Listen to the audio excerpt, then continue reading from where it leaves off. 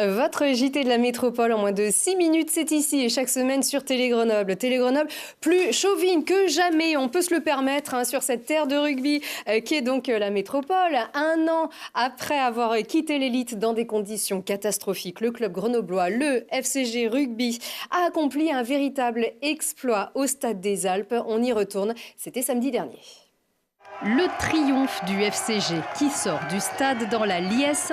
Le public, les joueurs exultent, ils y croient encore à peine. Grenoble vient de déjouer les paris avec culot, avec panache et monte en top 14. Je ne peux pas expliquer. Je suis tellement submergé par l'émotion. Je crois que les garçons ont tellement bien joué. On l'a vu et je suis très heureux qu'on aille jouer en top 14. Le top 14, Oyonnax y joue et veut y rester. En pleine confiance, les joueurs de l'Ain sont plus forts sur le papier, mais ils ont la pression. Les Grenoblois, eux, ne se posent pas de questions. Alors ils jouent. Ils jouent le match parfait. Tenace en défense, puissant devant, organisé derrière, pas ou peu de fautes. Le Stade des Alpes bouillonne, le FCG prend les commandes et ne les lâche plus. Pas même quand Oyonnax reprend confiance. Les Rouges et Bleus se rassemblent, se transcendent et écœurent l'adversaire. Grenoble, finaliste malheureux de Pro D2, assomme le 13e de top 14. On s'est dit que voilà, il fallait tenter notre chance, on n'avait rien à perdre. Comme j'ai dit, on avait un match de montée, c'était soit on restait en Pro D2, ce qui est soi-disant, tout le monde disait que c'était notre niveau, ou alors on montait en top 14. Mais voilà, je pense qu'on a prouvé qu'on pouvait jouer en top 14. On a un bon groupe, il faut le souligner, il y a un très gros état d'esprit. Et après oui, on fait des choses inattendues, mais c'est ça qui est encore plus beau. Les joueurs tordent le cou à tous ceux qui ne croyaient pas en eux après des résultats en dents de scie et qui craignaient que la montée soit prématurée. En coulisses, les dirigeants avaient prévu le coup et travaillent désormais selon le meilleur scénario. La difficulté ne va pas être budgétaire, la difficulté va être de trouver des joueurs disponibles en cette période de l'année. C'est ce qui est compliqué avec ce règlement, c'est que beaucoup de bons joueurs se sont engagés ailleurs. Mais notre premier recrutement, c'est déjà nos jeunes qui ont accumulé une expérience formidable et qui seront forcément beaucoup plus forts l'an prochain.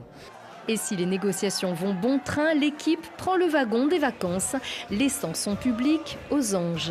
C'est une remontée fabuleuse et je pense que y a juste à voir tout ce monde-là et on est derrière eux. Ah, c'était formidable.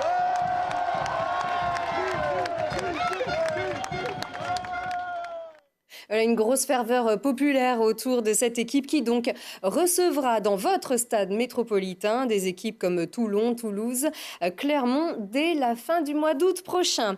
Et pensez déjà à prendre le tram les soirs de match. On rappelle qu'un billet vaut titre de transport. Mais concernant les bus, le cœur de métropole connaît quelques changements. Si ça roule toujours pour la nouvelle circulation dans le centre-ville de Grenoble, un an après les premières restrictions de circulation, dont la fameuse fermeture de l'axe Agut-Samba-Ré-Lioté, le schéma va être conforté par des nouvelles mesures accompagnées de travaux qui vont impacter les transports en commun. Le point au micro d'Olivier Escalon.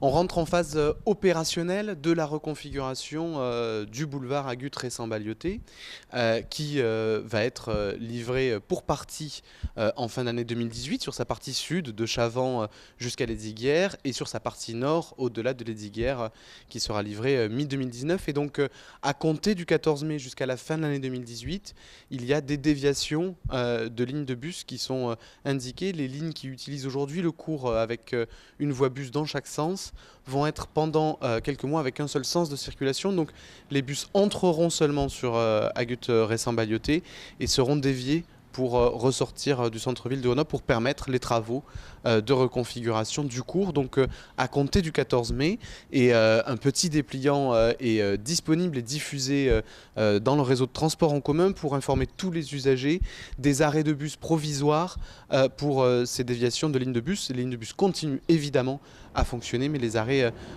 sont provisoires sur d'autres parcours que ceux habituels.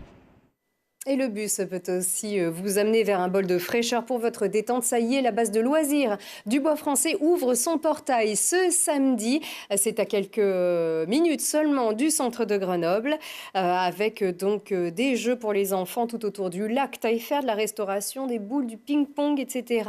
C'est donc ouverture de la base de loisirs gérée par la métropole ce samedi. On en reparlera bien sûr dans les semaines qui arrivent. Très bon week-end à vous.